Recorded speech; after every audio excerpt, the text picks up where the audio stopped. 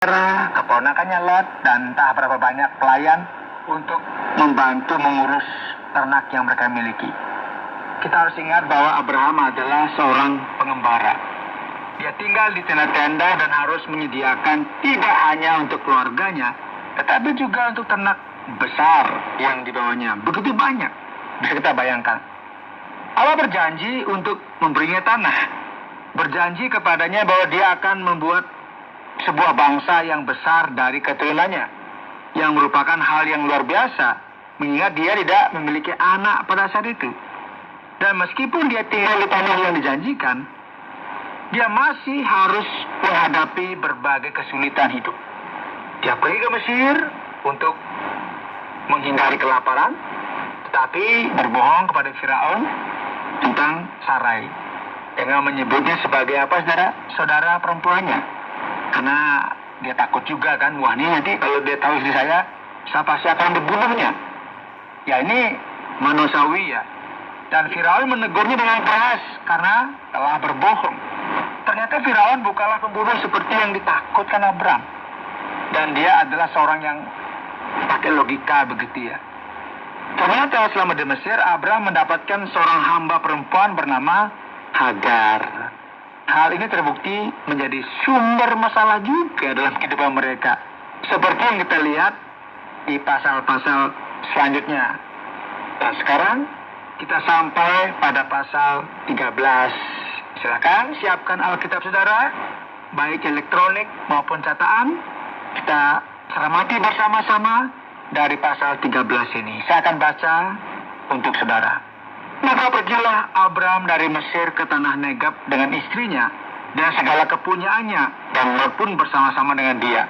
Ya, ini Negeb adalah daerah gurun di selatan Israel saat ini. Adapun Abraham sangat kaya, banyak ternak, perak dan emasnya. Ia berjalan dari tempat persinggahan ke tempat persinggahan, dari tanah Negeb sampai dekat Betel, di mana kemahnya mula-mula berdiri antara Betel dan Ai. Jadi yang akan saya ucapkan Aye untuk menghindari kebingungan dengan Ai. Jadi kayak Ai begitu ya, Ai jadi Aye. Jadi kadang bingung juga karena sedang ada Ai ya. Ayat 4, ke tempat mesbah yang dibuatnya dahulu di sana, disitulah Abraham memanggil nama Tuhan. Saudara, terbukti di sini Abraham belajar berdoa dan berinteraksi kepada Allah. Sampai sekarang, ya saya pikir ya Abraham hanya menjadi pendengar yang baik dan taat. Pergi, dengar aja. Sekarang dia mulai apa? Berinteraksi. Juga Lot yang ikut bersama-sama dengan Abraham, mempunyai domba dan lembu dan kemah. Tetapi negeri itu tidak cukup luas bagi mereka untuk diam bersama-sama. Sebab harta milik mereka amat banyak, sehingga mereka tidak dapat diam bersama-sama. Karena itu terjadilah perkelahian antara para gembala Abraham dan para gembala Lot. Waktu itu orang Kanaan dan orang Feris diam di negeri itu. Ya, di sini kita melihat titik di mana Abraham dan Lot harus merundingkan sebuah penyelesaian sebelum hal ini berubah menjadi perselisihan. Ya, ancaman dari luar dapat menyebabkan ketegangan dalam hubungan. Terutama ketika ada beberapa solusi yang disarankan dan setiap orang memiliki pendapat yang berbeda tentang apa yang harus dilakukan. Bisa menjadi masalah dalam keluarga. Dan ini juga dialami oleh Abraham dan Lot. Maka berkatalah Abraham kepada Lot, janganlah kiranya ada perkelahian antara aku dan engkau, dan antara para gembalaku dan para gembalamu, sebab kita ini kerabat. Bukankah seluruh negeri ini terbuka untuk engkau? Baiklah, pisahkan dirimu daripadaku. Jika engkau ke kiri, maka aku ke kanan. Jika engkau ke kanan, maka aku ke kiri. Saudara, perhatikan ya, Abraham memberi pilihan pertama kepada keponakannya, dan itu adalah hal yang sangat sopan untuk dilakukan. Silakan pilih. Nanti kalau kamu ke kanan, ya saya ke kiri. Kalau kamu ke kiri, saya ke kanan. Ayat 10, Lot melayangkan pandangnya Dan dilihatnya bahwa seluruh lembah Yordan banyak air, seperti taman Tuhan, seperti tanah Mesir sampai ke Soar. Hal itu terjadi sebelum Tuhan memusnahkan Sodom dan Gomora. Sebab itu Lot memilih baginya seluruh lembah Yordan itu, lalu ia berangkat ke sebelah timur dan mereka berpisah. Abraham menetap di tanah Kanaan, tetapi Lot menetap di kota-kota lembah Yordan dan berkemah di dekat Sodom. Adapun orang Sodom sangat jahat dan berdosa terhadap Tuhan. Lihat ya, Lot memilih apa yang terlihat baik baginya. Tanah menuju Sodom adalah lembah yang subur dan hijau, yang pada saat itu baik untuk ternak.